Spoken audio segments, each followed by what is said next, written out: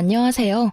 저는 전 남편과 시댁에서 어이없는 일을 당하고 뒤도 돌아보지 않고 이혼하고 돌아온 돌싱입니다. 살다 살다 이런 일은 처음이라 이렇게 글을 올리게 됐어요.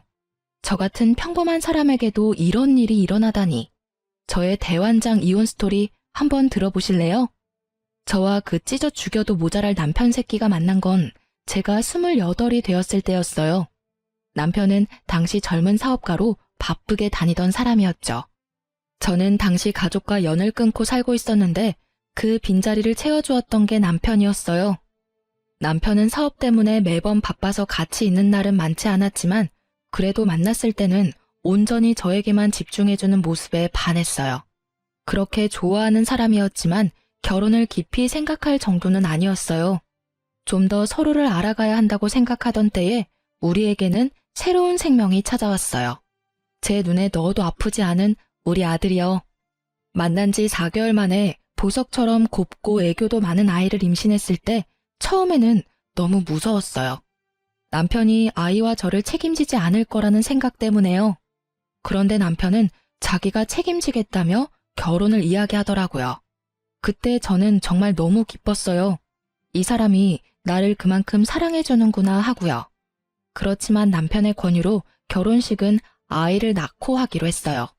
배가 불러 예쁘게 나오지 않는 것도 싫었고 분주하게 움직이다가 아이를 잃는 것도 싫었기에 저도 남편의 말에 응했어요. 그리고 우리는 혼인신고만 한 상태로 제가 살던 전셋집에서 신혼집을 마련하게 되었어요. 어차피 남편이 사업차 지방을 자주 내려가기 때문에 돈을 더 많이 벌면 더 큰 집을 마련하자고 했었고 그 전까지는 여기서 조금만 더 버티자고 했죠. 그리고 정말로 남편은 바쁘게 움직였어요. 주말에는 아예 집에 오지 못하고 출장을 가야 했고 평일에도 이틀, 길면 나흘 이렇게 잠만 자고 일하러 다시 가야 했어요. 그때 제 곁에 있어준 건 시모였어요. 처음에는 제가 아이를 덜컥 임신했을 때도 시모는 뒤도 돌아보지 말고 결혼하라며 힘들면 자기가 애를 같이 봐주겠다고까지 하더라고요. 그래서 너무 감사한 마음뿐이었어요. 시부는 살아계셨지만 제가 결혼하기 전부터 지병으로 병원에 내내 계셨다고 하더라고요. 그래서 저는 제가 일하는 병원이 가족 할인이 되니 이쪽으로 말하고 시부를 옮겨두었어요. 그렇게 행복한 신혼을 보낼 거라고 생각했는데 아이가 태어나니 상황이 완전히 바뀌어버리더군요. 시모의 행동이 완전히 바뀌었어요. 잘 봐주겠다던 사람은 어디 가고 없고 웬 꼬장꼬장한 할머니 한 분이 나타나셨죠. 집안 꼴이 이게 뭐냐, 냉장고 청소는 언제 하고 안 하는 거니, 이런 돼지우리 같은 집에서 애 키우는 거 미안하지도 않니. 정말 맹세코 그 정도로 엉망인 집은 아니었거든요. 저도 출산이 처음인데 어떻게 처음부터 모든 걸 잘하겠어요? 게다가 몸 상태도 여전히 안 좋은데 말이죠. 저 딴에는 치운다고 치웠지만 애 짐은 늘어나고 치울 여력은 사라지더라고요. 그래도 매일 청소기 밀고 걸레로 닦는 일은 게을리하지 않았어요. 그런데도 저런 식으로 이야기를 듣는 게 너무 짜증나더라고요. 근데 그건 차라리 나아요. 제일 문제는 시모 집이 저희 집 근처라 시도 때도 없이 말도 없이 벌컥벌컥 집에 들어온다는 거였어요. 그리고는 별로 할 일도 없으면서 집에 가시지도 않고 저희 집에 죽치고 앉아 계셨죠. 그리고 이상하게도 제가 나갈 때는 엄청 예민하게 구셔서 감시받고 있다는 생각이 들 정도였다니까요. 그래서 스트레스를 왕창 받고 있는 와중에 남편이 집에 오자 제가 먼저 제안을 했어요. 오빠, 우리 집 이사할까? 지방에 자주 가니까 지방에 자리 잡자. 난 멀리 가는 거 완전 괜찮아. 솔직히 과부 생활하는 거 너무 싫어. 우리 신혼이잖아. 뭐? 갑자기 무슨 이사야. 내가 말했잖아. 우리 사업하는데 빚이 많아서 조금만 더 참자고. 그럼 난 언제까지 이렇게 살아야 하는데? 일단 지금은 그렇게 바쁘지 않으니까 당분간은 여기서 지낼 수 있을 거야. 주말은 여전히 바쁘지만 평일은 집에 무조건 돌아올게. 정말? 저는 듣던 중 반가운 소리로 기뻐서 활짝 웃었어요. 이제야 저도 부부답게 지내보겠다 싶었는데 그날 저녁에 그 일이 터졌죠. 갑자기 걸려온 오래된 친구의 전화였어요. 웬일이야? 요새 소개팅으로 많이 바쁘다면서? 야, 지금 그게 중요한 게 아니야. 너 지금 남편 어딨어? 응? 오늘 친구 만나러 나간다고 나갔는데 갑자기 왜? 나 지금 데이트 어플로 남자 만나러 나왔는데 네 남편 같은 사람이 여기 있어. 서로 보정을 너무 많이 했는지 사진으로는 네 남편인지 몰랐는데 지금 실물로 보니까 네 남편이랑 똑같잖아. 그래서 놀라서 전화했어. 너 잠깐 남편한테 전화해서 확인해봐봐. 저는 그 이야기에 너무 놀라 친구의 전화를 끊고 남편에게 전화를 걸었어요. 그런데 전화를 안 받더군요.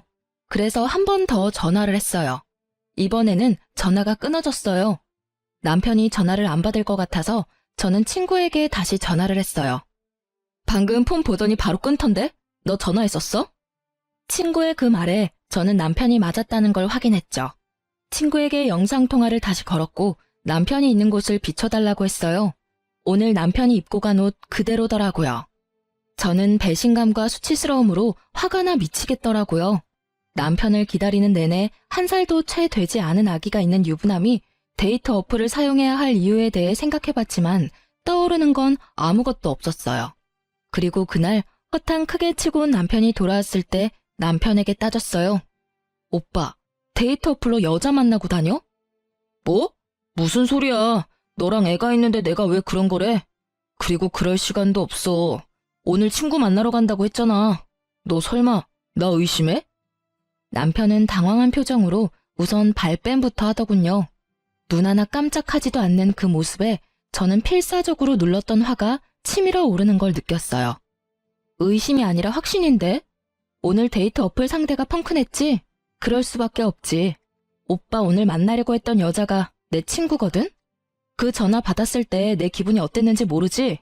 내가 왜 그런 걸 친구의 전화로 알아야만 하는 건데 친구들이 뭐라고 생각하겠냐고. 제 말에 남편 얼굴이 하얗게 질리더라고요. 아니 이럴 거면 왜 바람을 피냐고요. 화가 난 제게 남편 놈은 그제야 다급하게 말하더라고요. 그거 진짜 호기심으로 한번 해본 것뿐이야. 친구가 그런 어플이 있다고 해서 한번 경험 삼아 해본 거고. 그리고 무슨 일이 있었던 것도 아니잖아. 어차피 얼굴도 못 봤고 만나지도 못했는데. 그냥 한 번만 넘어가줘.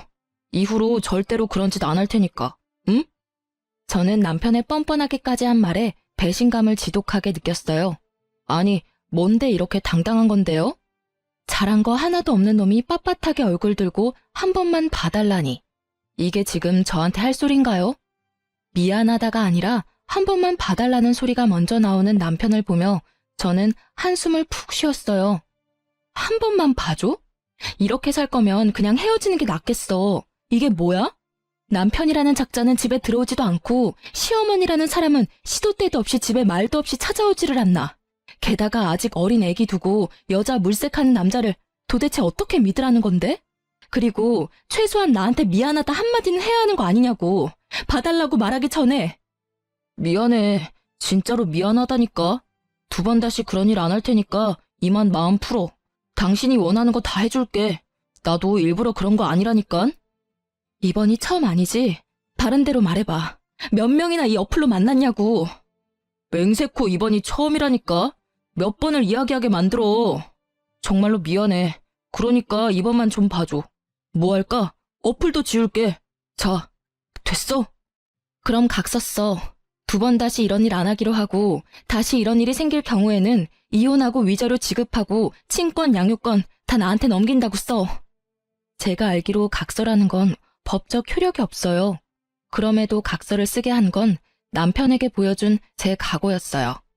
다시 바람을 피려 하거나 바람을 필 때 이대로 내가 하겠다는 각오였죠. 남편은 아주 흔쾌히 각서를 쓰더라고요. 그렇지만 그 각서를 보면서도 우울하고 열받는 불같은 제 마음은 전혀 좋아지지 않았어요. 그런 제 모습을 보던 남편은 며칠 동안 저녁마다 집안일을 도와주며 저를 달래려 애쓰더군요. 저는 큰맘 먹고 용서해주기로 했어요. 여자를 만나려 했지만 못 만났다는 점이 크게 작용했던 거죠. 게다가 남편이 집에 있으니 시모가 집에 오지 않더라고요. 그렇게 저는 아주 잠시 편안함을 느낄 수 있었어요. 시모가 오지 않고 남편이 집안일을 해주고 있었으니 딱 오늘만 같았으면 하는 마음이 들었거든요. 그렇지만 그것도 오래 가지는 못했어요. 한 달도 채우지 못하고 남편은 일이 다시 바빠지는 바람에 다시 지방을 오가는 생활을 하게 됐거든요. 그렇게 남편이 다시 사라지자 시모의 습격이 시작되었어요. 무슨 생각인 건지 시모는 남편이 있을 때는 절대로 집에 오지 않더군요. 그런데 남편이 오지 않을 때는 귀신같이 알고 집에 와서는 저를 괴롭혔어요. 집안일 못한다고 지적하던 시모는 아이가 커갈수록 아이에 대한 지적을 하더라고요. 아이가 못생겼다느니, 너를 닮은 게 실수였다느니. 듣기에도 진짜 머리가 아플 만큼 아이에 대한 악담을 하더군요. 처음에는 그냥 농담으로 넘기려고 했는데 매번 그런 이야기를 들으니 점점 더 농담으로 들리지 않더라고요. 자그마치 애가 태어나고 30개월을 그렇게 보냈죠. 그런 상황을 참다 못한 저는 인연을 끊고 지냈던 어머니에게 결혼 후 처음으로, 아니, 집을 나온 후 처음으로 전화를 걸었어요. 시모뿐만이 아니라 여전히 집에 잘 오지 못하는 남편 때문에도 엄청 힘들었거든요. 엄마, 나야. 너 지금 어디야? 어떻게 한 번도 연락을 안 해? 이 모진 것. 잘 살고는 있는 거야? 밥은 잘 먹고 다니고? 엄마, 너무 걱정했어. 나 결혼해서 애까지 있어. 엄마한테 전화하고 싶었는데 혼전 임신이라 엄마하고 틀어질까봐 걱정돼서 연락도 못했어. 뭐? 애가 있어? 결혼까지 했다고? 너 결혼식 할 때는 어떻겠어? 부모도 없이 혼자 들어갔어? 아니, 결혼식은 아직 안 했어. 배가 불러와서 결혼식은 나중에 하기로 했거든. 아휴, 정신이 하나도 없어. 오랜만에 전화했나 싶었는데 이런 일까지 듣게 되고. 그래, 애는 몇 살이야? 이제 30개월이야. 아들인데 귀엽고 애교도 많아. 듣기만 해도 좋네. 내일이라도 집에 와. 반찬 해놓을 테니까 반찬 가지고 가고. 애 얼굴도 한번 보자. 연락 안 되는 동안 손주가 생겼다니 신기하기도 하고 놀랍기도 하고. 그렇게 전화를 끊고 다음날 꼭두 새벽부터 저희 친정을 찾아갔어요. 몇 년을 오지 않았음에도 제 방은 그대로더군요. 주말이라 아버지도 집에 있더라고요. 오랜만에 보는 아버지는 많이 늙었더라고요. 이놈아, 이렇게 힘들게 살 거면 그냥 집에 있지 그랬어. 우리 몰래 애까지 낳고. 그렇게 아버지와 마음을 터놓게 된 우리 가족은 그간 밀린 이야기를 했어요. 그리고 가장 중요한 남편에 대한 이야기도 했죠. 그런데 남편에 대한 신상을 들을 때마다 아버지 표정이 영 좋지 않더라고요. 근데 네 신랑이라는 사람 사진이 있냐? 아빠 얼굴 좀 보여줘봐. 어떻게 생겼는지 얼굴 좀 보자. 저는 아무 생각 없이 폰 사진을 몇 개 보여줬어요. 아무리 생각해도 닮았는데. 뭘 닮아? 아, 애기랑은 많이 닮았지. 아빤데. 아니, 애 말고 우리 회사 직원 말이야. 나이도 이름도 똑같은데 사업한다고? 아무리 봐도 우리 부서 직원이랑 똑같단 말이지. 아니겠지. 잘못 본 거 아니야? 남편 사업하느라 매번 바쁘다는데. 게다가 지방을 자주 다녀서 집에도 많이 못 오고. 저는 별거 아니라는 생각에 그렇게 말했는데 아버지는 생각보다 심각하더라고요. 근데 너무 이상하잖아. 이름이랑 나이도 똑같고 얼굴도 똑같은 사람이야. 근데 그 직원은 결혼했다고 한 적 없거든. 아빠가 너무 의아해서 그러지. 아버지의 그 말에 저는 당황스러웠어요. 아버지가 거짓말을 할 이유도 없고 거짓말을 할 사람도 아니었으니까요. 게다가 이름에다 나이, 얼굴까지 똑같은 사람이 이 세상에 몇 명이나 되겠어요? 저는 걱정이 되기 시작했어요. 만약 제 남편이 아버지가 아는 사람이 맞다면 그는 제게 직업도 속이고 싱글인 척 돌아다닌다는 것이잖아요. 남편이 데이트 어플을 사용했던 전적이 있었기에 저도 마음 편히 있을 수는 없었어요. 그래서 엄마에게 반찬을 받아 집에 돌아오면서 곰곰이 생각했어요. 저는 친구에게 주변에 돈 필요한 사람 있으면 소개시켜달라고 했어요. 아는 사람에게 부탁하려니 너무 부끄러웠거든요. 소개받은 사람에게 돈을 주고 남편의 사진을 보여주며 이 사람을 미행해달라고 했어요. 어딜 가는지 뭘 하는지도 알아봐달라고 했죠. 저는 남편 출근 시간에 맞춰 그 사람을 불렀어요. 그리고 시간마다 사진이 메시지로 제게 도착했어요. 남편은 저희 집에서 나와 정말로 아버지의 직장으로 가더군요. 아버지가 다니는 회사 이름을 보고 있으니 손발이 벌벌 떨리더라고요. 진짜로 아버지 말대로 사업가가 아닌 직장인이었던 남편이 왜 저를 속였는지 그 속내가 궁금해졌어요. 이 사진만으로도 분노할 만한데 그 뒤의 사진은 아주 가관도 아니었어요. 제가 모르는 어떤 아파트로 들어가는데 거긴 지금 제가 사는 집 근처였거든요. 남편 놈이 그 아파트에 들어가는 사진까지 보고 난 뒤 제가 직접 알아보기로 했어요. 아이를 친정엄마에게 맡겨놓고 새벽부터 그 아파트로 가서 남편의 차 번호를 찾았죠. 그리고 근처에서 몰래 기다렸어요. 그날은 주말이었는데 차를 타러 나오는 남편이 보이더라고요. 사진 속 여성과 아이, 그리고 시모까지 모두 나왔어요. 시모가 이 여성과 아이를 알고 있었다는 거잖아요. 남편의 팔짱을 끼고 유모차를 밀고 있는 남편놈을 보니 배알이 뒤틀려 지금이라도 당장 뛰어나가서 머리채를 쥐어뜯고 싶더군요. 하지만 참았어요. 나와 만날 때부터 아니면 혹시라도 그 전부터 만났을지도 모를 상간녀를 보니 속이 안 좋았어요. 게다가 저희 아이보다 아주 조금 어려 보이는 아이. 제가 임신했을 때 저 여자도 임신을 했었다는 이야기잖아요. 너무 더러운 기분에 저는 더 이상 그 사람들을 쫓아갈 생각도 들지 않았어요. 집에 돌아와 남편을 기다리며 왜 굳이 남편이 나와 결혼을 했을까 고민해봤어요.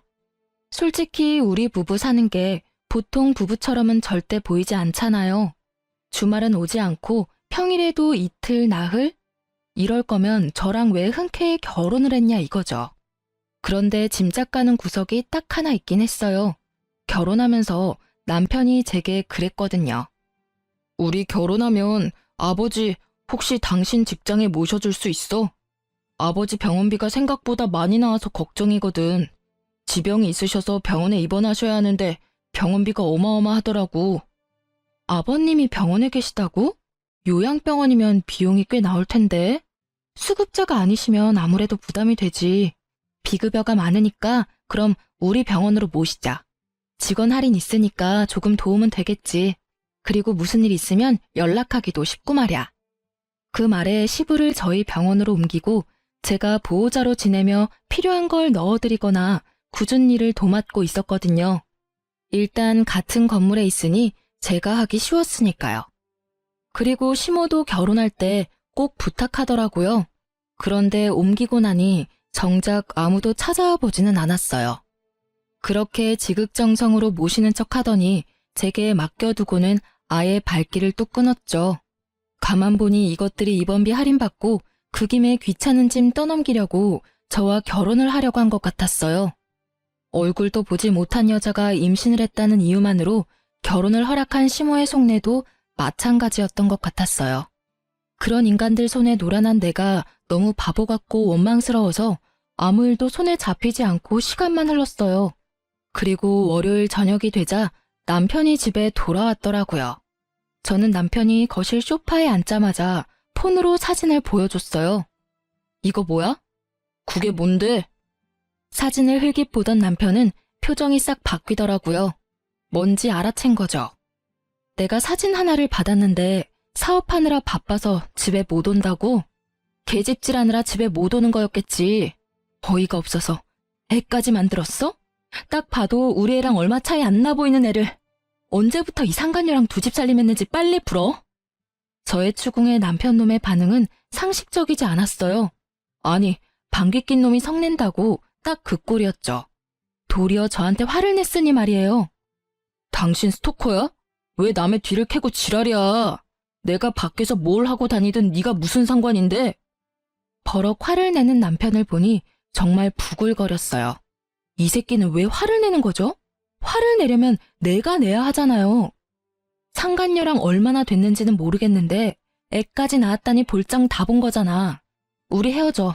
그리고 시아버지도 다른 병원으로 보내줘. 헤어지고 나면 남이니 병원비 내가 도와줄 필요도 없잖아. 그렇지? 역시 시부 이름이 정답이었는지 남편놈이 갑자기 당황하더군요.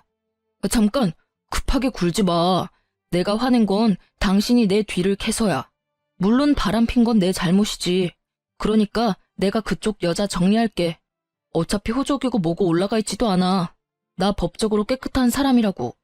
그러니까 일단 진정하고 우리 앞으로 어떻게 할지 생각해보자.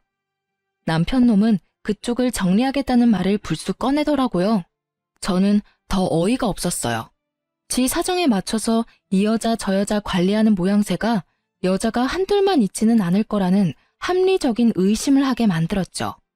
분명히 다른 여자도 있겠지 하는 생각이 강하게 머리를 강타했어요.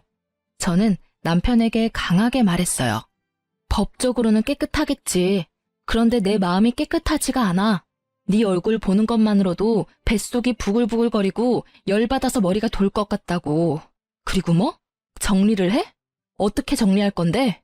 내가 데이트 어플 같은 거 할 때부터 알아봤어야 했어. 그때 끝장 봤으면 이 꼴 안 보고 사는 건데. 여기 내 집이고 어차피 오빠 짐도 얼마 없어.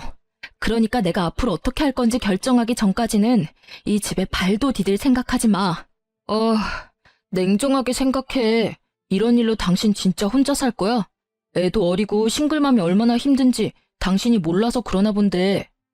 지금까지도 충분히 싱글맘처럼 살고 있었어. 아니, 그보다 더 심하지. 싱글맘은 아들 외도 눈 감아주는 시어머니는 없을 거 아냐. 어쩐지 나를 감시하는 것 같더라니. 내가 그 여자랑 만날까봐 둘이서 연락 주고받았던 거지. 아주 가족들이 다 짜고 나를 속였어. 그런 거 아니야. 너무 비약해서 생각하지 말고 일단은 내가 본가로 갈 테니까 당신도 좀 진정하고 생각 다시 해봐. 그리고 당신만 용서해주면 그쪽은 싹 다 정리할게. 남편은 그렇게 말하고 나갔어요. 시댁에 간다길래 1시간 뒤쯤 시댁에 전화해봤어요. 역시나 시댁에서는 남편 행적조차 모르더군요.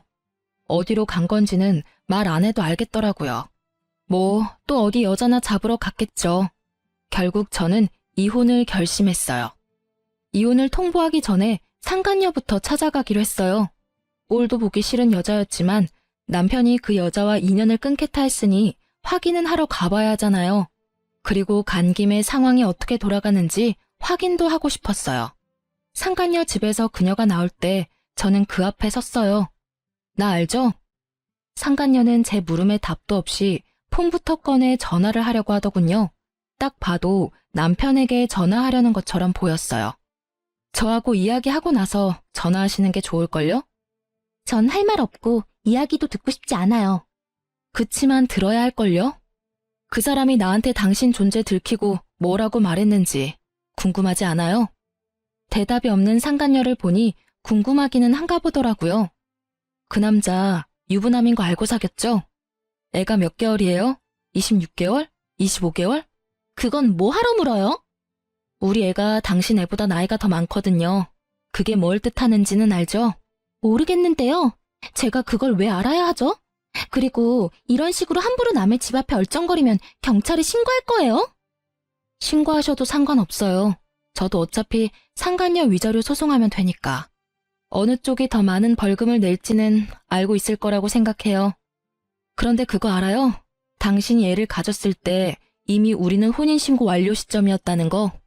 완벽히 결혼 생활하고 있던 중이었어요. 그 점에 대해서 다른 할 말 있어요? 당신 유부남이랑 눈 맞은 거예요. 와이프 있는 남자 건드린 거라고. 와이프? 웃기시네. 누가 마음대로 와이프래? 두 사람 결혼식 안 한 거 다 알거든요? 이보세요. 애를 먼저 낳은 게 당신이더라도 그 남자 마음이 나한테 있으면 내가 본처지. 그리고 우리 집에서 더 많은 시간을 보내는데 무슨? 당신은 그냥 필요에 의해서 만나는 사람이라고 남편이 그랬거든요? 필요라면 어떤? 남편이 아버지 떠안기 싫어서 병원 다니는 여자 만나서 맡겼다고 얼마나 좋아한 줄 알기나 해요? 아무것도 모르면서 와이프? 웃기고 앉았네. 본인이 세컨드인지 모르고 있었어요? 제가 생각했던 가설들이 다 맞아떨어지니 오히려 머릿속이 상쾌해지더라고요. 상간녀는 그 뒤로도 자기가 하고 싶은 말을 아주 쏟아내더라고요. 진짜 부인은 나고 당신이 세컨드거든요? 그리고 조만간 혼인신고하면 애도 호적에 올려준다고 했어요. 솔직히 시아버지 죽고 없으면 당신 같은 여자 필요도 없었어. 혼인신고? 내가 혼인신고를 먼저 올렸는데 당신이 어떻게 혼인신고를 또 올려요? 참 이상한 여자네. 이미 법적으로 유부남인 남자를 어떻게 혼인신고하는지 당신이 좀 알려줄래요? 제 말에 상간녀의 아주 당당하기만 하던 얼굴이 갑자기 동그랗게 놀란 얼굴이 되더라고요. 정말로 몰랐나 봐요. 남편 놈이 저와 혼인신고가 되어 있다는 걸. 그게 무슨 소리야? 혼인신고가 되어 있다고? 어떻게 그게 가능하냐고? 남편은 나한테 혼인신고 안 했다던데? 애 가져서 결혼하는데 결혼식도 못했어요. 그러면 당연히 혼인신고라도 해야 하는 거 아니에요? 그 새끼가 이 여자 저 여자 만나고 다니느라 바빠서 깜빡했나 본데 결혼 준비할 때 이미 남편 신분증과 도장 가지고 동사무소 가서 신고했죠. 아무 생각 없이 그냥 두던데요. 설마 이제까지 자기가 혼인신고 되어 있었던 것도 몰랐대요? 그걸 왜 혼자서 혼인신고를 해요? 그럼 결혼하자고 하는 사람이랑 혼인신고를 하지 누구랑 혼인신고를 해요? 그리고 애 낳으면 호적에 올려야 하잖아요. 그러니 혼인신고했죠. 제가 잘못한 거예요? 아니, 그리고 둘이서 사랑한다면서요. 그러면 애가 태어나면 호적부터 올려주겠다고 했겠죠. 대체 뭘 기다린 거예요? 저는 이 상황에 웃음이 났어요. 그놈도 자기가 법적으로 본인이 유부남인 거 모르고 있나 보더라고요. 저는 상간녀에게 웃으며 말했어요. 그 자식은 법적인 유부남이었고 당신은 유부남이랑 붙어먹은 불륜녀고요. 그리고 내가 남편한테 어제 헤어지자 했더니 나한테는 당신 쪽을 정리하겠다고 하더군요. 생각한 것보다 엄청 사랑한 건 아니었나 보네요. 아참, 좋은 거 하나 알려드릴까요? 저는 상간녀에게 여자가 나뿐만이 아니라는 걸 알려주고 싶은 마음이 들었어요. 제가 받은 배신과 상실감을 이 여자도 받길 원했거든요. 그리고 이 여자가 빨리 깨닫고 남편 놈을 버려주길 바라는 마음도 더 컸고요. 그 남자 폰 자세히 살펴봐요. 데이트 어플 있을 거예요. 우리 애 태어난 지 얼마 안 됐을 때 여자 만나려고 그 데이트 어플로 여자 찾은 게 그 남자예요. 각서 날짜가 당신이 임신 중일 때죠? 그때도 다른 여자 만나고 다닌 거예요. 이쯤 되면 그 남자가 얼마나 인간 쓰레기인지 잘 알겠죠? 상간녀의 얼굴이 하얗게 질리더군요. 그러나 그렇게 쉽게 믿고 싶지는 않았나 봐요. 그래서 저는 명확한 증거를 보여주기로 했어요. 저는 남편이 데이트 어플을 사용했을 때 작성한 각서를 상간녀에게 폰으로 보여줬어요. 날짜까지 적힌 각서는 제 아이가 태어난 지 얼마 안 돼서 작성된 거니까 적어도 이 각서를 썼을 때는 그녀가 임신 중이었거나 아이가 신생아였을 것 같았거든요. 그 데이트 어플 상대방이 제 친구여서 제가 착각할 리 없거든요. 친구한테 목록 보내달라고 하면 보내주겠죠. 그거라도 받아서 보여줘요? 아, 그리고 혹시 주말에 잠깐 저희 집 간다고 나간 적 없어요? 근데 그놈은 저희 집에 주말에 온 적이 없어요. 매번 평일에만 저희 집 왔거든요.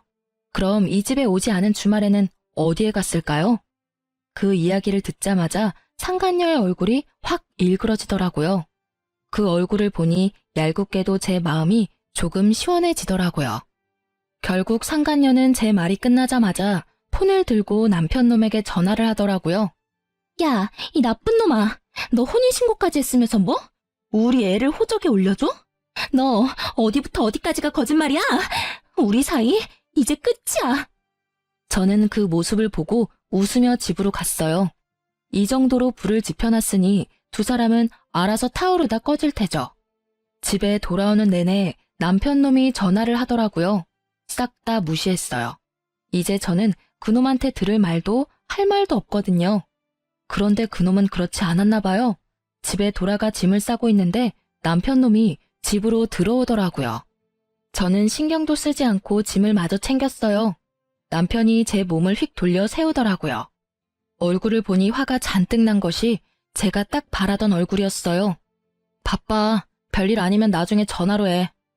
그게 남편한테 할 말이야? 당신이 하던 대로 했는데 뭐 문제라도 있어?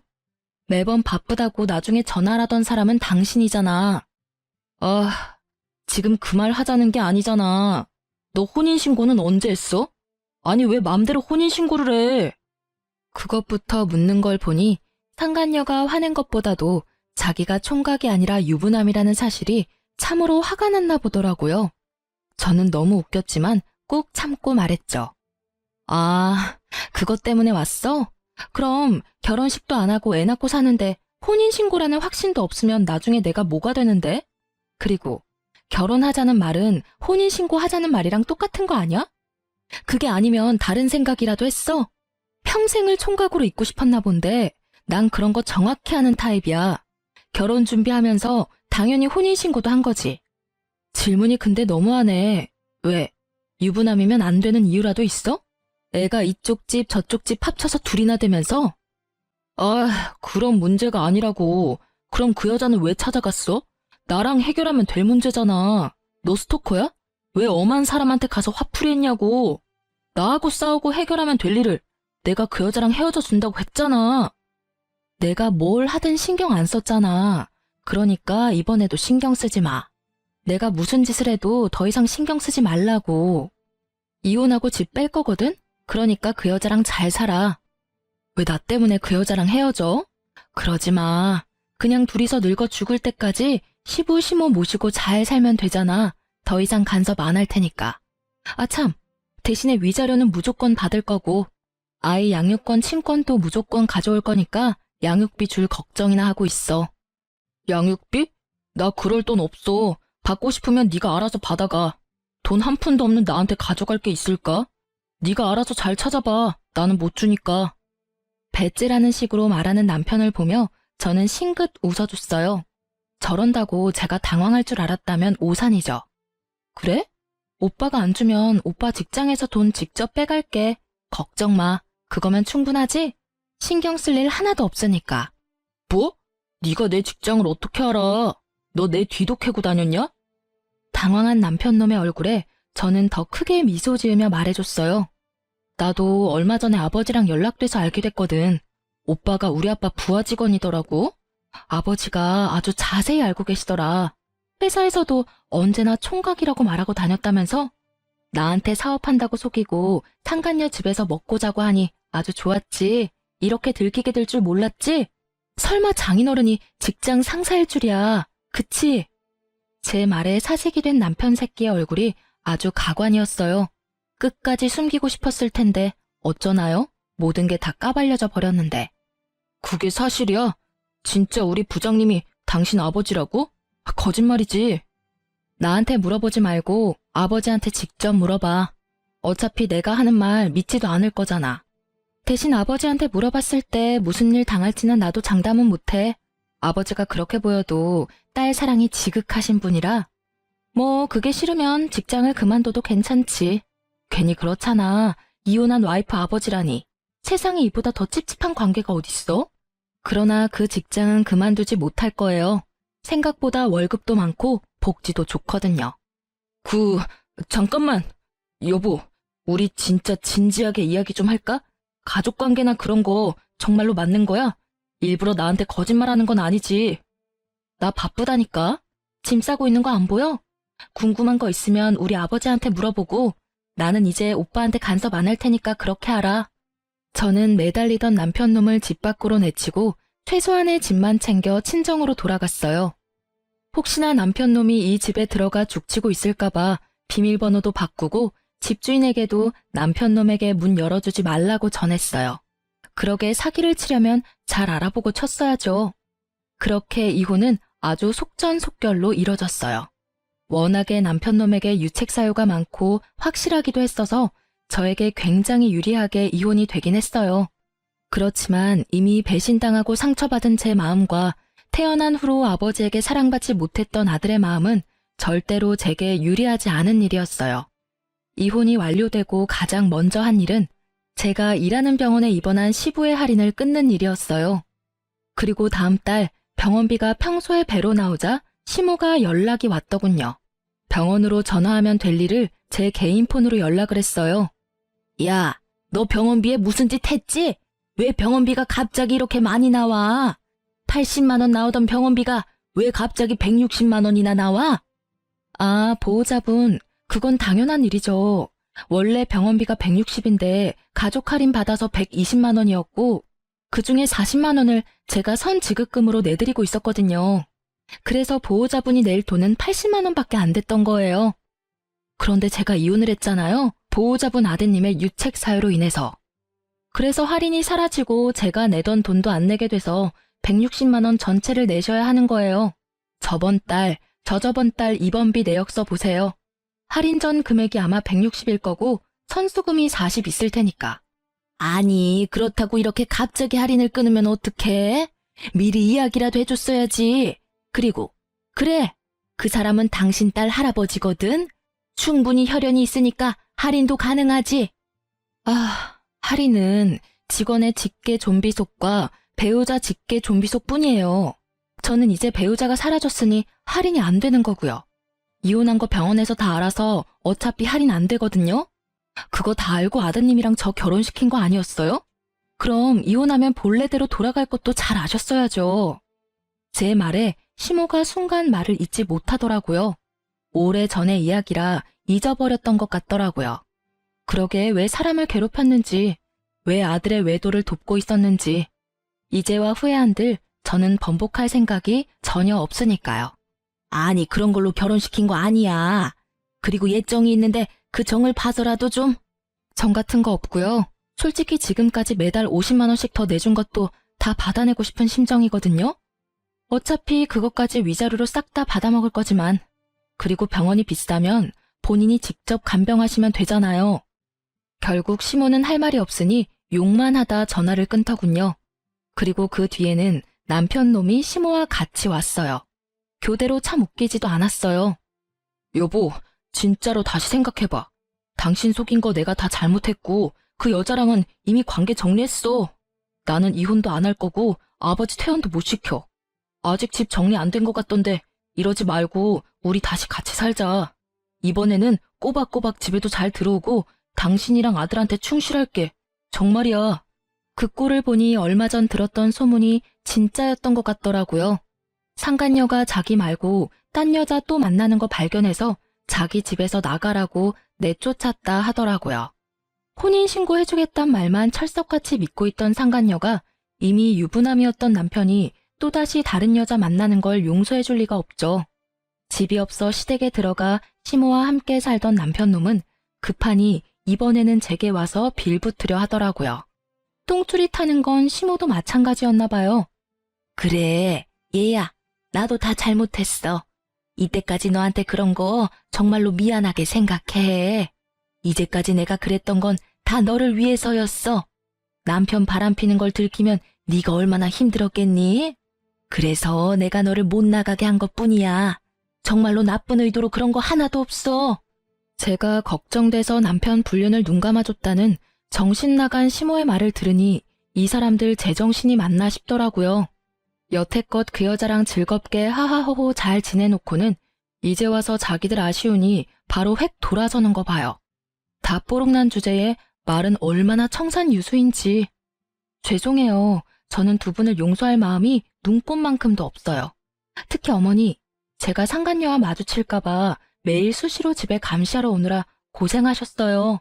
그러니 앞으로는 그 열정을 남편분에게 쏟아서 열심히 간병하시면 될 것 같아요. 시모에게 그렇게 말해주고 저는 남편을 보며 말했어요. 그리고 오빠도 헛소리는 그만하고 직장이나 잘 다녀. 그래야 아버지 편으로 매달 양육비 잘 받을 거 아냐. 그러니까 여보, 나 지금 진짜 힘든 상황이라고.